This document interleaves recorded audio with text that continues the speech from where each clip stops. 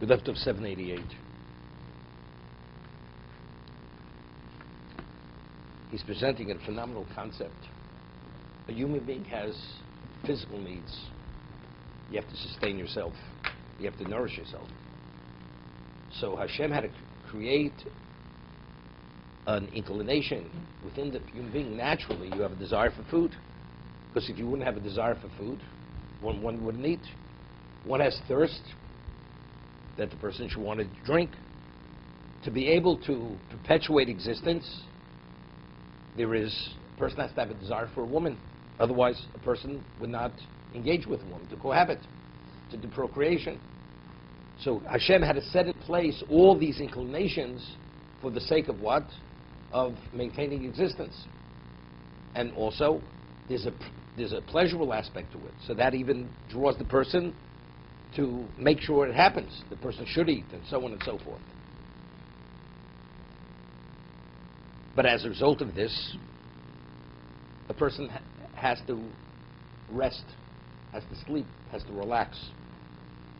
So there's an inclination to what?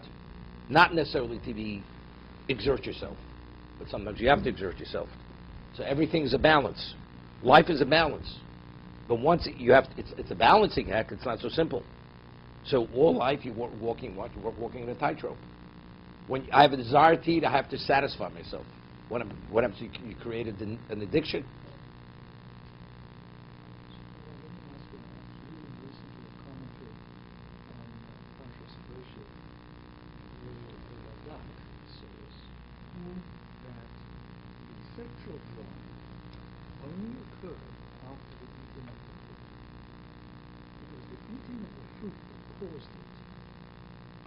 Yes, so now that's how it is.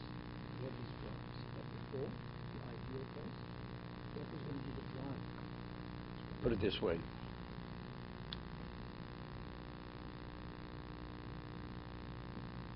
You see, as they say, you have to read between the lines. It doesn't mean that. You're a doc.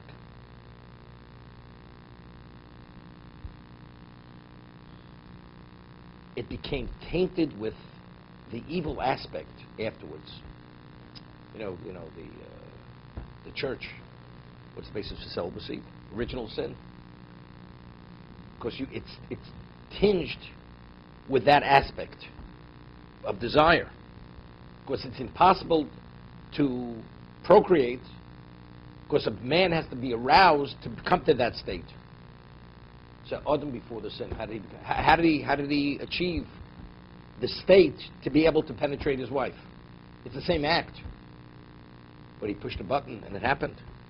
He had to have it, but the attraction wasn't an attraction that was tinged with the negative aspect of it.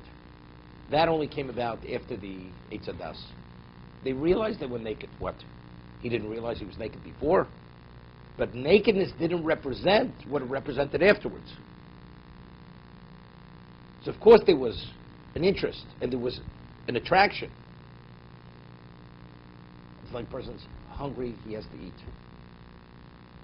It's not the same as a person's attracted to a woman. It's a different type of desire. A person is a tzaddik. Moshe Rabbeinu, right after the Ched. When Moshe Rabbeinu ate or when he still was involved with his wife. So it's worlds apart. It's a different aspect.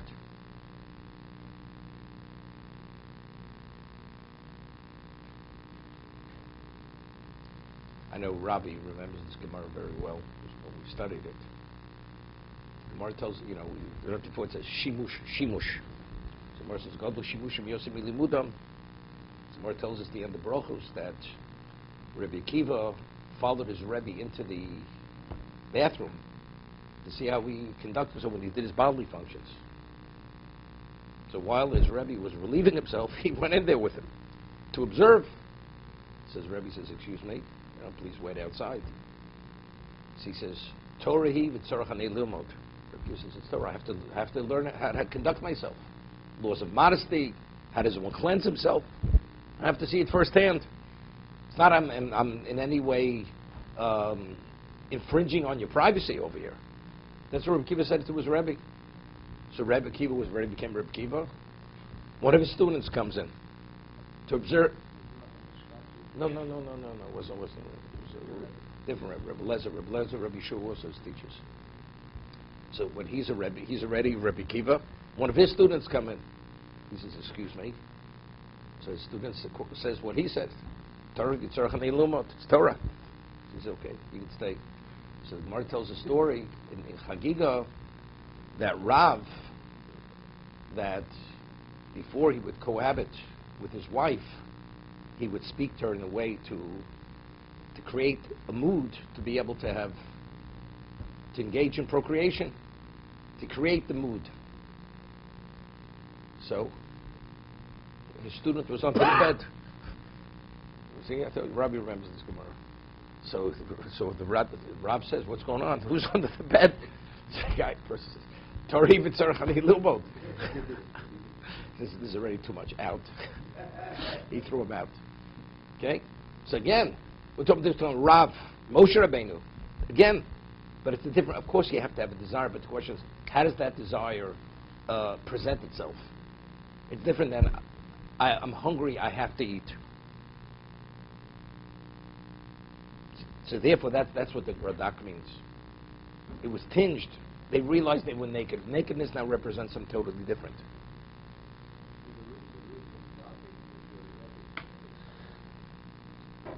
You're welcome to be a student. Okay. Okay.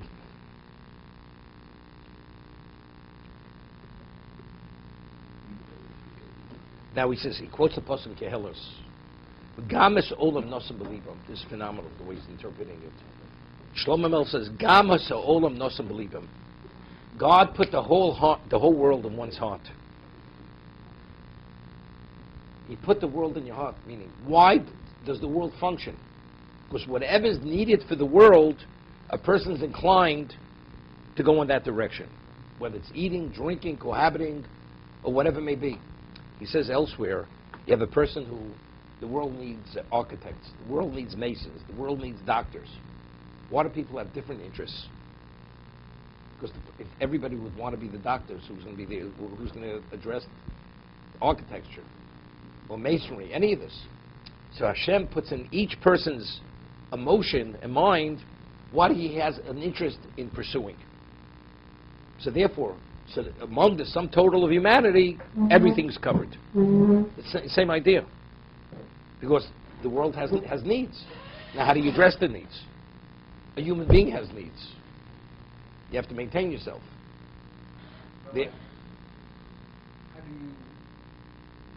balance between the glutton who eats beyond his needs? He's just eating because it's enjoyable. Even if it's nothing, he's just used to eating. Or a nymphomaniac who has sex all the time. Such a fool.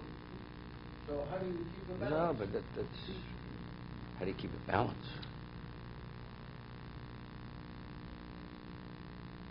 Okay? And that's what we're